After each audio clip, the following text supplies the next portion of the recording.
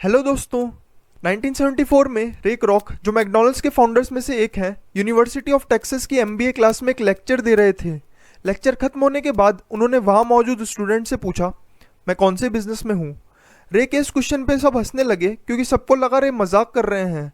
लेकिन थोड़ी देर बाद एक स्टूडेंट ने कहा, रे, पूरी दुनिया के लोग ये जानते हैं कि आपका बिजनेस हैमबर्गर्स बेचना है। रे हंसते हुए बोले, मुझे लगा ही था कि तुम यही कहोगे। मेरा बिजनेस हैमबर्गर्स बेचना नहीं है, बल्कि मेरा बिजनेस रियल इस्टेट है। रे ने अपना बिजनेस प्लान समझाया, जिसमें उनका मेन फोकस हैमबर्गर फ्रेंचाइज बेचना था। लेकिन रे ने फ्रेंचाइज की लैंड और लोकेशन पे भी उतना ही ध्यान दिया। तो जो इंसान मैकडॉनल्ड्स के लिए फ्रेंचाइज खरीदता, वो साथ ही साथ मैकडॉनल्ड्स के लिए रियल इस्टेट भी खरीद रहा होता था। आज हम सब जानते हैं कि मैकडॉनल्ड्स दुनिया में सबसे बड़े रियल इस्टेट ओनर्स में से एक है, जिसकी शॉप अमेरिका के हर दूसरी गली में और दुनिया के हर बड़े शहर में मौजूद है। मैकडॉनल्ड्स आज सिर्फ इसलिए इतना फेमस नहीं है कि वो अच्छे बर्गर्स बनाता है, क्योंकि हम सब जानते हैं कि दुनिया में ऐसी बहुत सारी हैमबर्गर कंपनीज हैं जो मैकडॉनल्ड्स से भी अच्छा और टेस्टी बर्गर बनाती हैं। आज मैकडॉनल्ड्स इसलिए फेमस है क्योंकि वो फास्ट और ईजिली एक्सेसिबल है, क्योंकि वो दुनिया के हर एक कोने में फैला हुआ है उसके रियल इस्टेट के बिजनेस के कारण।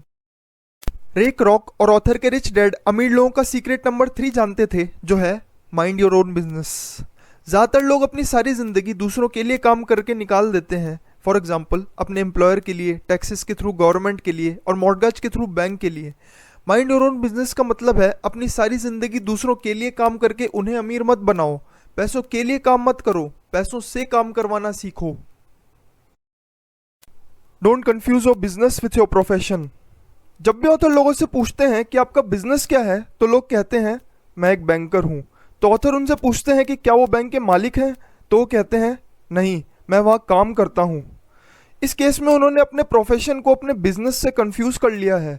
उनका प्रोफेशन भले ही बैंकर हो या डॉक्टर, लॉयर, कुछ भी हो, लेकिन फिर भी उन्हें एक बिजनेस की ज़रूरत है। यहाँ बिजनेस स्टार्ट करने का मतलब यही नहीं कि आप एक कंपनी ही स्टार्ट करो। बिजनेस स्टार्ट करने का मतलब आपका फोकस आपके एसेट कॉलम पर हो, आपके इनकम कॉलम के बजाय। जो लोग जॉब करते हैं उनकी सारी ज़िंदगी उनके इनकम कॉलम पर फोकस करने में चली जाती है, पर इनकम कॉलम पर फोकस करने से कोई अमीर नहीं बनता, क्योंकि इनकम के साथ साथ एक्सपेंसेस भी बढ़ते हैं।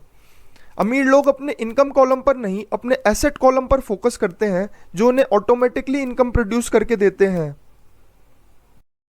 तो अपनी डे टाइम जॉब रखो और रियल एसेट्स बिल्ड करो, घर या कार जैसे फेक एसेट्स नहीं। ज़्यादातर लोग अपने घर और कार को एसेट्स मानते हैं, पर फाइनेंशियल क्राइसिस के टाइम ये सर्वाइव करने में आपकी हेल्प नहीं करते।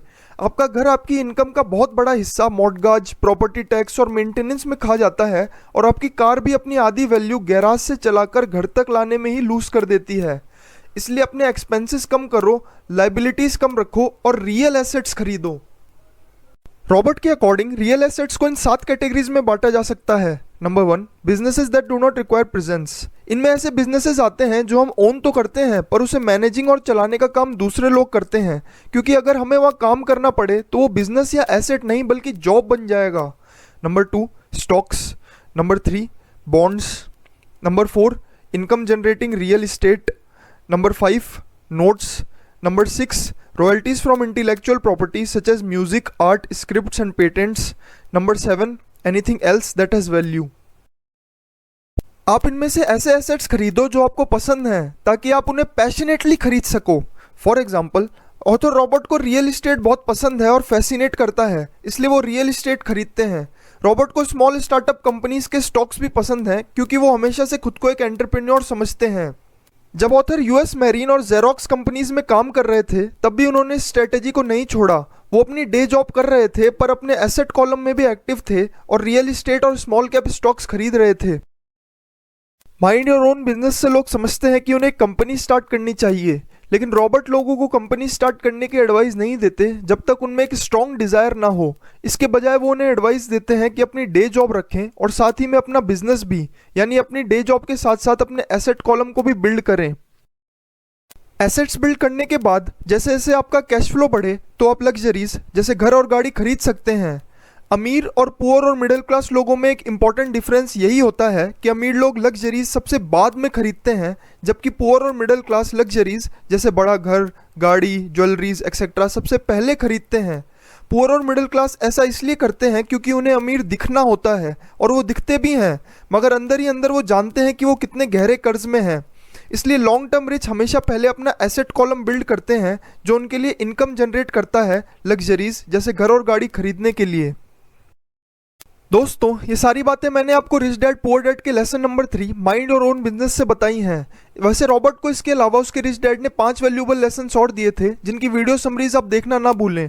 अगर आपको ये वीडियो पसंद आया तो चैनल को सब्सक्राइब करें ताकि ऐसी यूजफुल वीडियो समरीज आप तक पहुंच सकें, और इस वीडियो को अपने फ्रेंड्स और फैमिली के साथ शेयर जरूर करें ताकि वो लोग भी रिच डैड के जैसा माइंडसेट बना सकें और अपनी ज़िंदगी बदल सकें। Thanks for watching.